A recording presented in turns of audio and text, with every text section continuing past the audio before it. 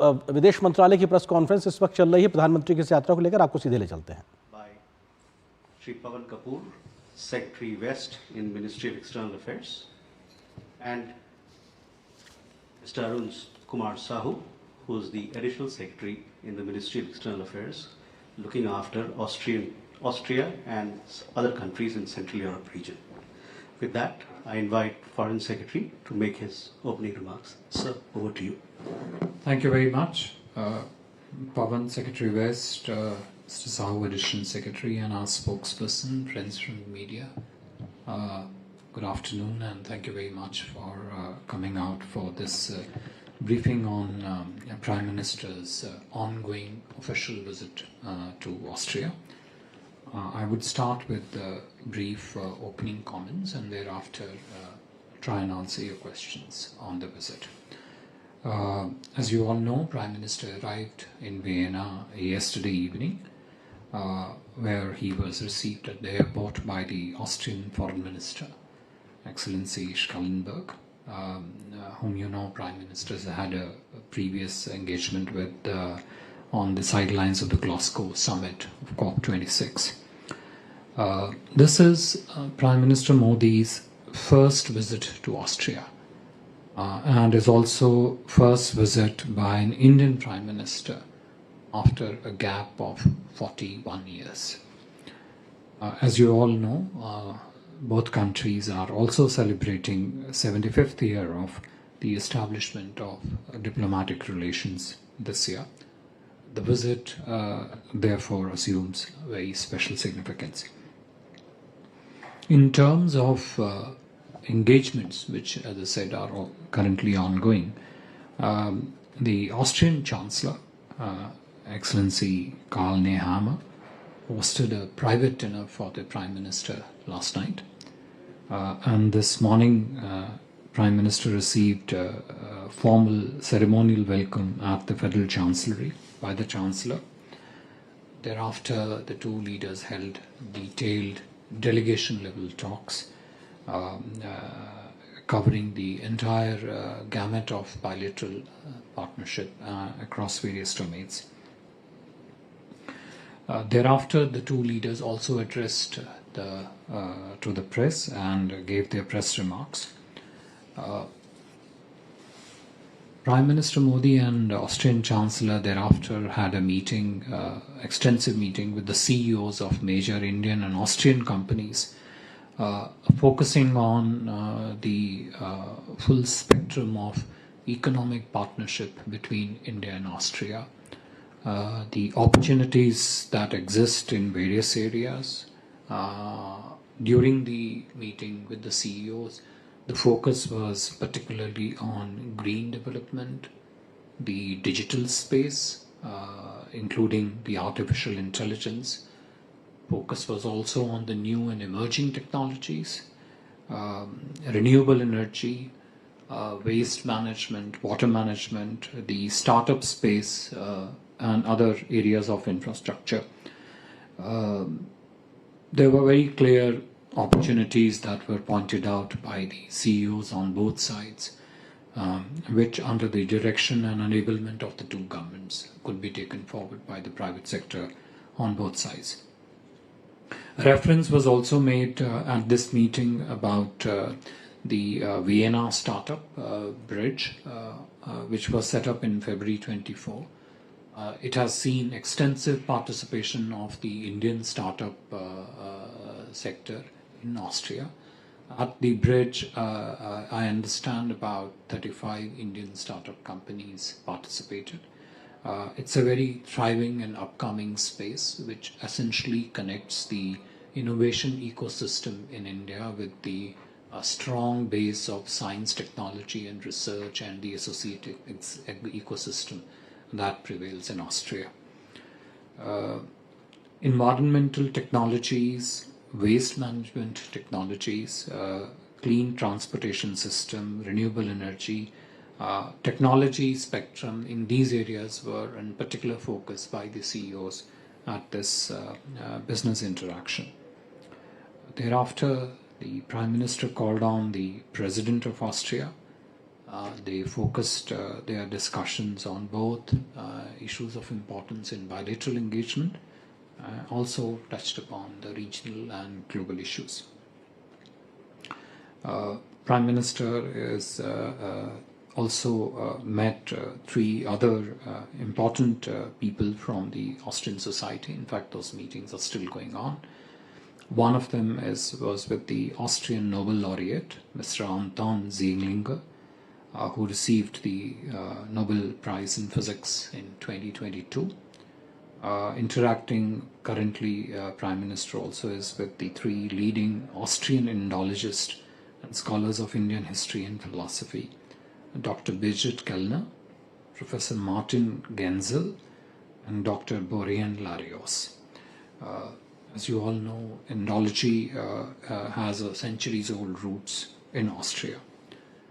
Prime Minister would be departing for India later this evening, but before that he would be also having a detailed interaction with the Indian diaspora in Vienna. In terms of issues which were focus of discussions between the Prime Minister and Chancellor during the meeting yesterday, private dinner yesterday, and the delegation level talks today, I would just categorize them into 3-4. First of them was on fighting terrorism. Both leaders spent considerable time expanding on the nature of this challenge and its various elements.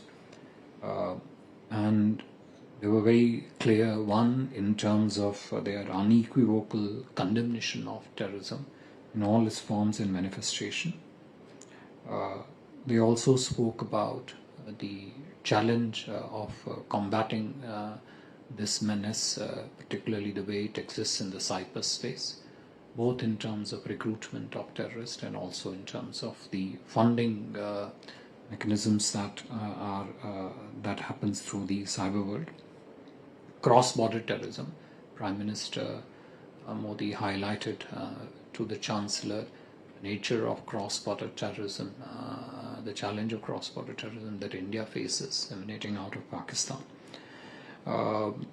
They also agreed that no country should be allowed to provide safe haven to the terrorists.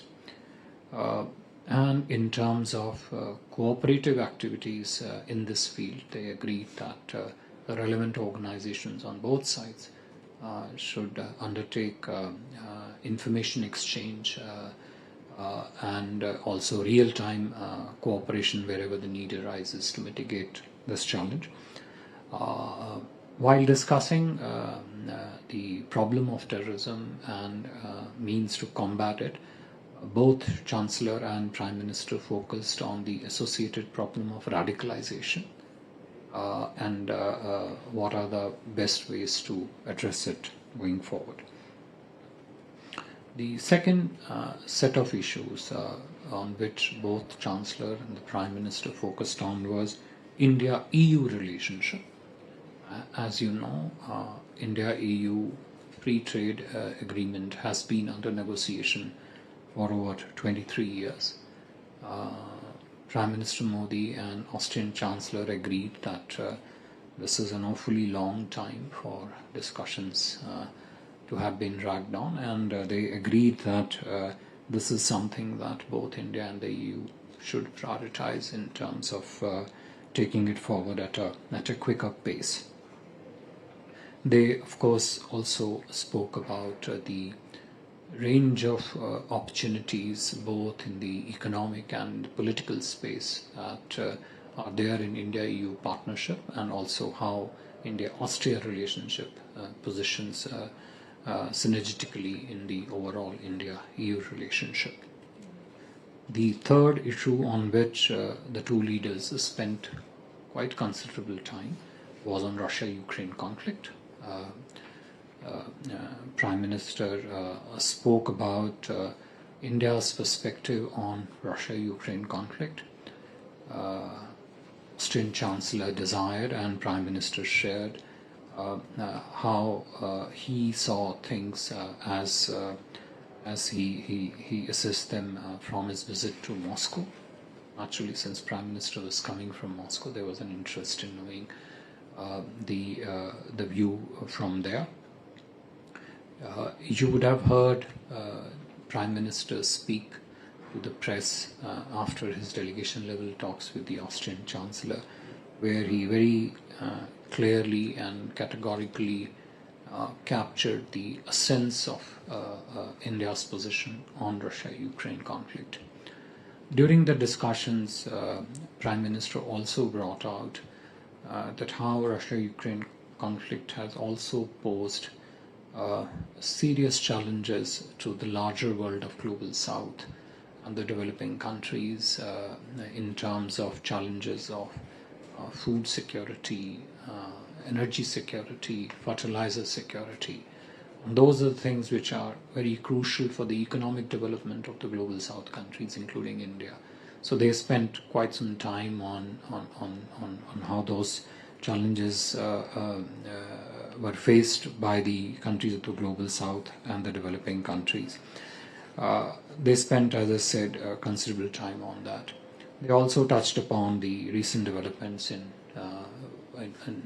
the ongoing issue in Gaza, conflict between Israel and Hamas. In terms of the outcomes, as I said, the joint statement that was agreed between the two sides, I think, is already up on the website for you to look at the specifics of what was agreed between the two sides. If I could just mention a few specifics here.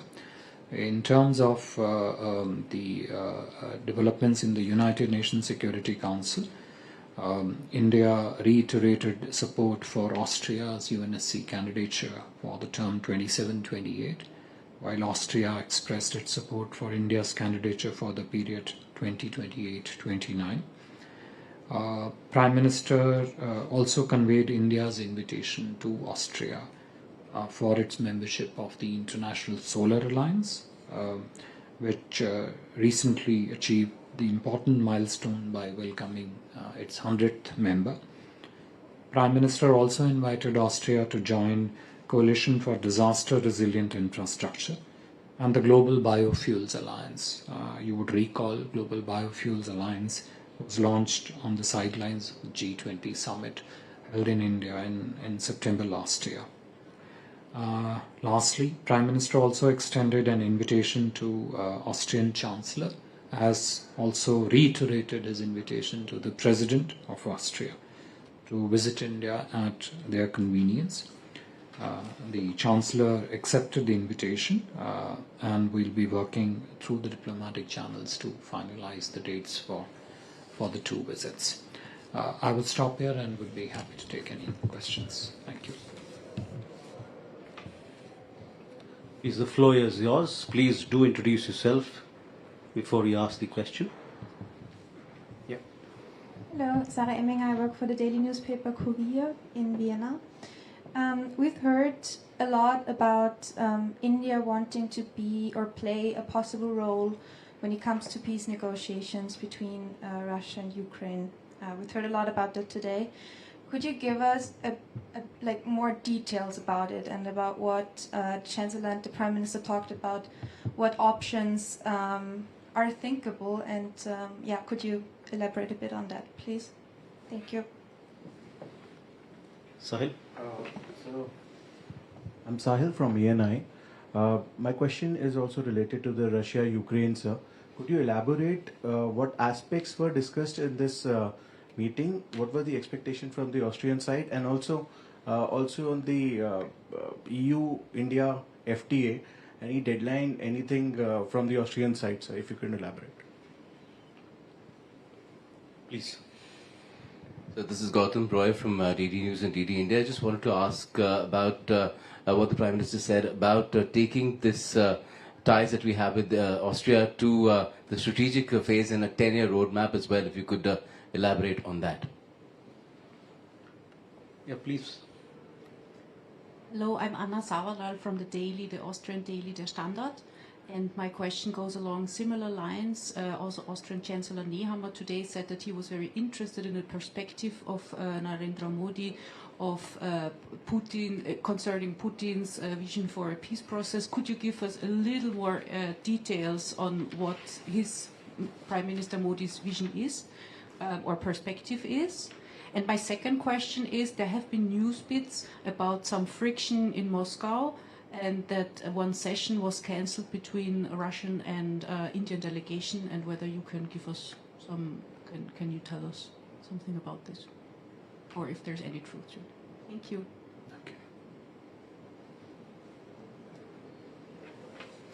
Okay, thank you. Let me just get the last part of your question out of the way. To the best of my knowledge, there were no cancellations of any particular programming element during Prime Minister's visit to Moscow. Your reference to friction, I actually find it a little surprising, but there are no facts to this. It's factually incorrect, quite misleading in fact. So, Prime Minister's visit to Moscow was extremely successful. In fact, the discussions between Prime Minister and the President far exceeded the time that was actually allocated by the two systems in planning the visit. And there were absolutely no cancellation of any kind of any of the programming elements during the Moscow leg. Let me take the Russia-Ukraine related set of questions as one, because there are many aspects of it, which come together, and most of the questions are, variation of one another. But that's the nature of the issue at hand. First of all, in terms of the messaging on Russia-Ukraine conflict by India, what Prime Minister has been very consistent in messaging on this issue is also what he articulated during his visit to Moscow. He has been very consistent and clear about this, not just in private meetings, but equally in the public positioning that he has taken, and he has very openly spoken about that. So when he met with the president, with the Russian president in September 2022, which was on the sidelines of the SCO summit in Samarkand, in Uzbekistan, Prime Minister clearly mentioned there, and he repeated part of it today in his discussions, that this is not an era of war. This is what he said in September 20. He said it publicly, not something which he said in private.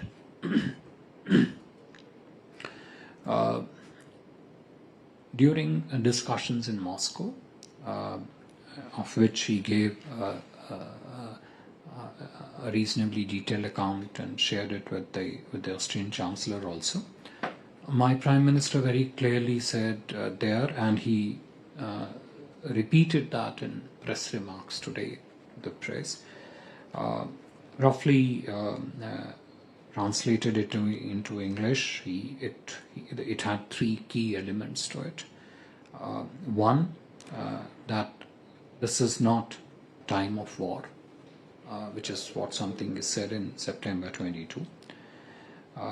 Second important thing, which he publicly said in Moscow and repeated here, that the solution to the Russia-Ukraine conflict cannot be found on the battlefield.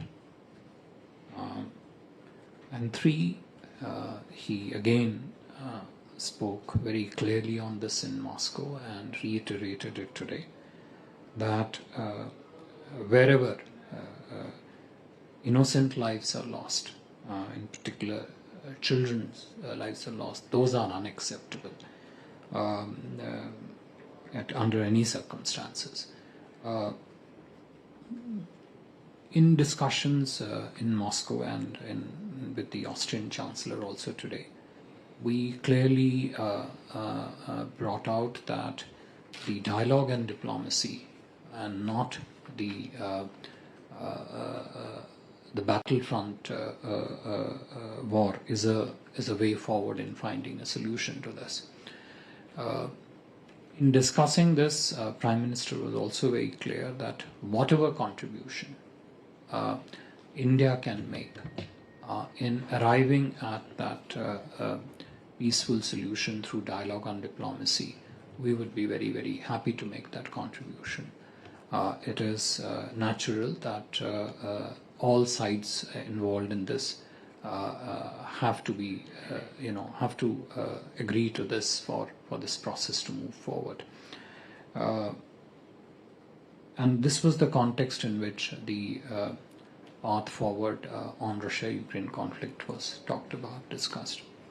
As I mentioned in my opening remarks also, Prime Minister elaborated in considerable detail the challenges that the countries of the global south and India also faced, and some of it still continue to face, in terms of the derivative impact on the economic growth parameters. So energy security was impacted in the early months of the conflict, and some of it is still a matter of stress, especially for those economies which rely heavily on imports of energy inputs, fertilizer security, food security, and while there is a certain kind of equilibrium which is currently there in terms of the countries of the global south trying to address this challenge, but the risk of it still remains. This is what was the broad aspects of discussion on Russia-Ukraine, that solution cannot be found on the battlefield. Dialogue and diplomacy is the way to go forward. India would be very happy to make whatever contribution it can or is called upon to make in trying to resolve this particular challenge. On the question relating to India-EU free trade agreement, as I mentioned, both the Austrian Chancellor and the Indian Prime Minister spent some time not looking at the specifics of the India-EU FTA, because that's not to be discussed really in a bilateral forum. But the context was that given the kind of global developments that are taking place, India-EU partnership in general, and within that space, India-EU FTA assumes great significance. When India-EU started their FTA negotiations 20 plus years ago, the world, the global economy, India's role in the world economy, India's own economic growth, the fact that we are now close to becoming the third largest economy, has changed fundamentals of such discussions. The complementarities of the two economies between EU and India have also evolved over a period of time. And it was stressed that, in that light, it was important, and Prime Minister was very clear that from our side we are absolutely ready to expedite this and fast track the discussion. Of course, EU is the other side which has to also come on board on this. But the point was very clear that this is an opportunity, not just in the India-EU partnership, but also the impact it could have on the larger global economic growth, given that it will connect in a very meaningful way two of the largest economic drivers in different domains globally. EU is a very strong driver of technology-based economic growth. It is a huge center for science, technology and research development, which links then to the industrial ecosystems globally. and India's rapid growth, and which has a very promising future in terms of years ahead. The idea is that this FTA could bring together the strengths of the two economies together and do that through the FTA. This was in a related aspect were the discussions on you talked about India-Austria strategic vision for 10 years. So when the two leaders discussed this particular issue, and it was not just limited to discussion between the Prime Minister and the Austrian Chancellor, but also when they together met with the CEOs later in the session. Currently, the India-Austria trade is roughly somewhere between $2.5 to $3 billion. In absolute terms, there is a lot more that we can do in increasing those trade volumes. But even at these volumes, which have doubled just in last few years, it still makes India a very important trade partner for Austria. But the discussions also actually went into considerable detail on, okay, now if this is the base and the fact that there are roughly 150 Austrian companies that are very active in India, now how do we take this forward based on the core strengths of the Austrian economy, of the Austrian industrial system, and link it to the opportunities that exist in the Indian economic, inherent in India's economic growth. And when they started talking about it, the technology as a domain came into focus. But within that, the technology in specific area was found to be of great relevance. So I mentioned some of these areas in my remarks earlier on: renewable energy, areas relating to green development per se. And within that, one can look at several other subdomains. Climate change issues and the technologies involved in mitigating the challenge of climate change. Where can the two countries partner there? And more in terms of commercial partnerships, not just in terms of conceptual discussions between the two sides. Waste management, both liquid waste and the solid waste management, in that sense, again very important. Technology, research in what we call as critical and emerging technology areas. These would include quantum, artificial intelligence, research in the field of space. There are already some of the Indian startups in the space sector that work very closely with the Austrian research and education system. Priorities to link the Austrian research system in their universities with the commercial opportunities in India. How do we mix and match the correct size of the companies, given that the size of companies in Austria is unique to Austria. Now, how do we find correspondingly strong partners on the Indian side so that what they bring to the table can be beneficial to both the economies? So when they spoke about the vision for years ahead, the idea is that these things will get fleshed out, will then be given a specific shape in terms of commercial partnerships, and taken forward now in a purposeful way.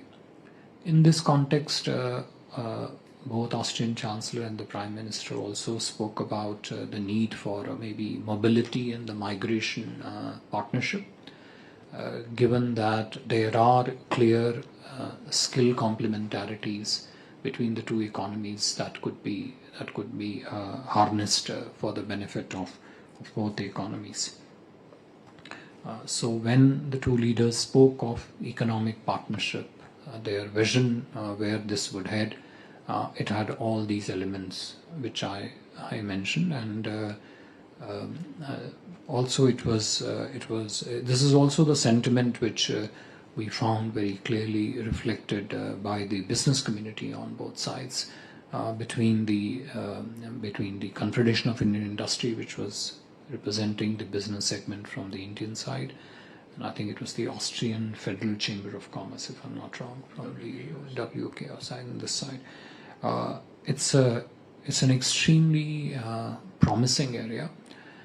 It is a promising area because increasingly the nature of economic relationship is not just limited to the conventional trade of goods that you define. It's extending to services, and services of goods have got a positive feedback loop.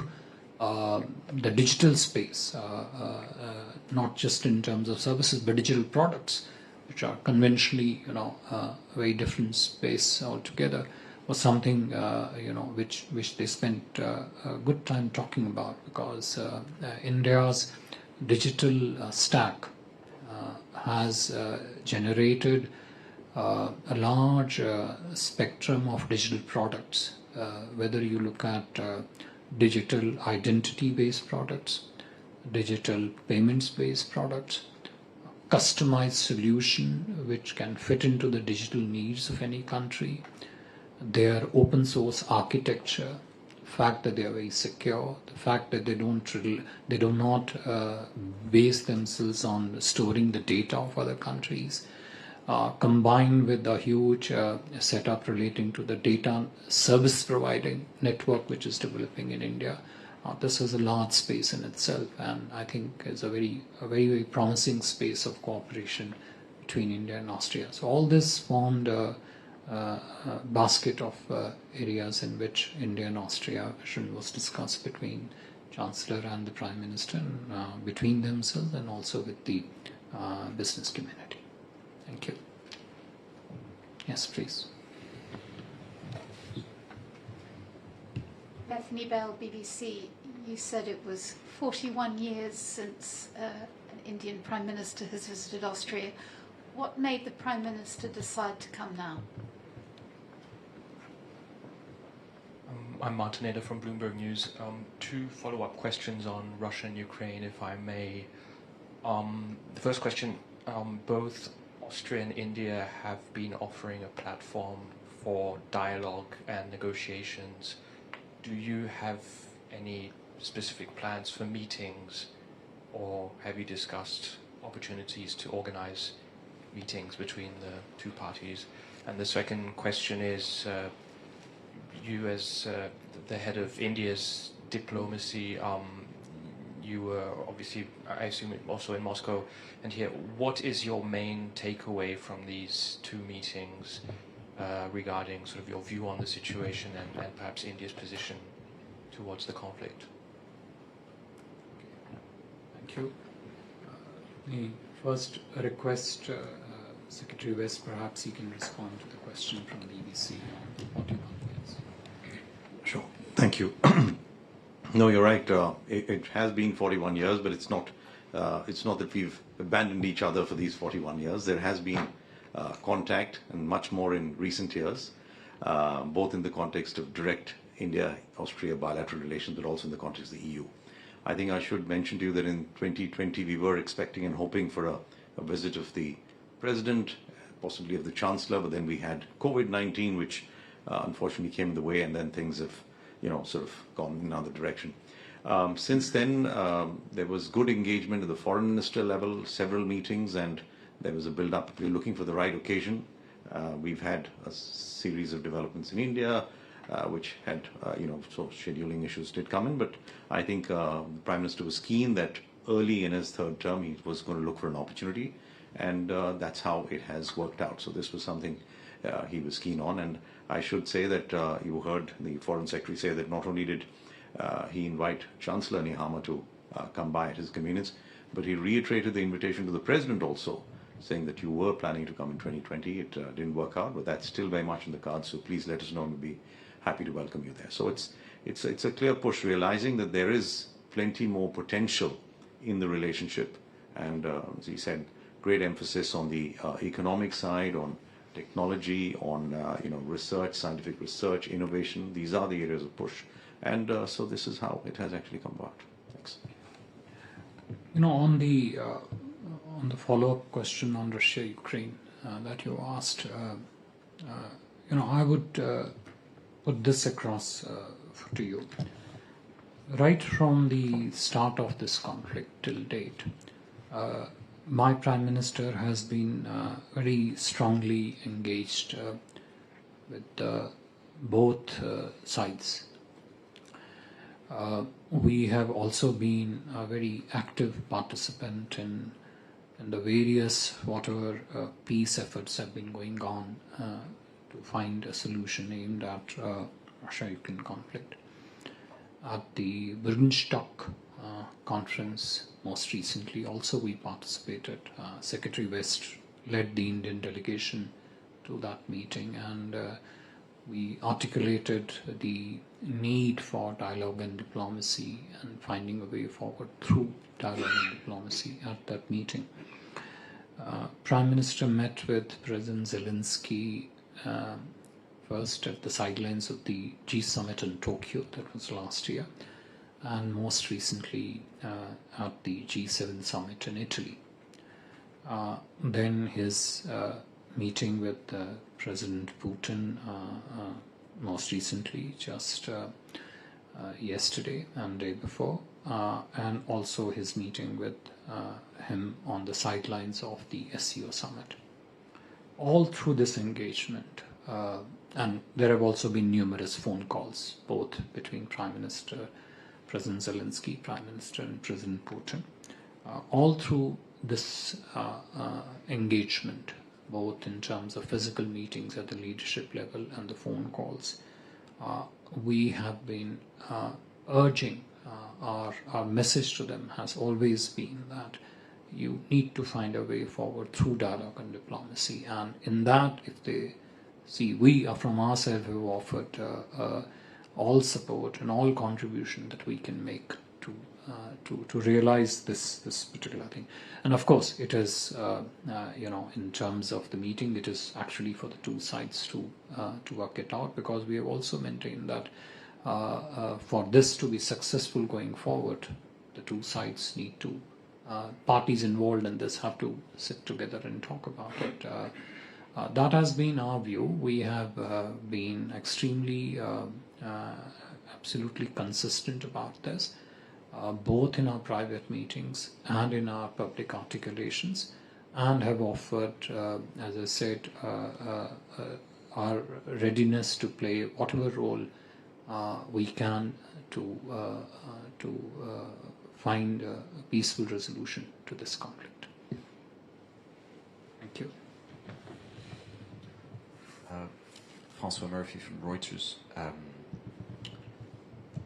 The Austrian Chancellor said that he was interested in the comments made earlier, at the Chancellor's office. The Austrian Chancellor said he was interested to hear Prime Minister Modi's description of Russian President Putin's current thinking and state of mind on the situation in Ukraine. So what did Prime Minister Modi tell Chancellor Nehammer about that? And then also, just to follow up on my colleague's question, you've said several times that there can't be a solution through on the battlefield, and there has to be a solution through dialogue. But in the comments made earlier, at least on the Austrian side, it was sort of hinted at that it would be happy to host any future talks. And the question is are they simply expressing the usual hopes of business as usual, or is there something specific in the works currently? Yeah. Okay.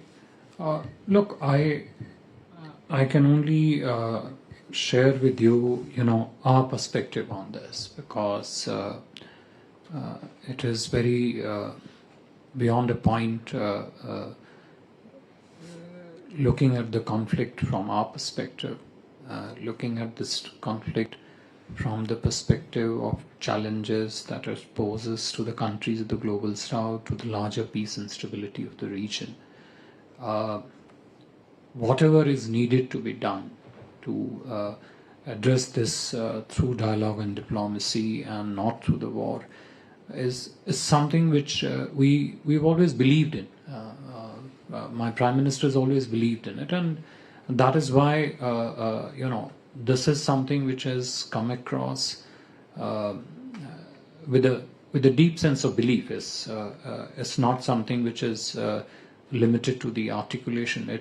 That belief is expressed in Prime Minister's desire to whatever role he can play or whatever role can India play in doing this. But as I said, ultimately it is for the entities and the countries involved in the conflict who need to come together and sit. But that's something which they have to do. But there is a certain concern relating to the conflict and the derivative impacts of this conflict. So, as a very responsible and a peace-loving member of the global community, my Prime Minister has said what needs to be said publicly, and I can say very few countries have said this publicly, that you can't find solution to this conflict on the battlefield. He has been one of the very few leaders who has publicly and openly said this, and said this not just in a third country, but also to the Russian president. Thank you. And on President Putin's thinking? Look, I'm not privy to the private conversations between the leaders, both in terms of the private conversation between the Chancellor and the Prime Minister last night and earlier in Moscow. But as I said, our perspective, how we look at it, overall sense of it, the spectrum of issues related to this, the challenges that it throws up, all that has been said very publicly. Thanks.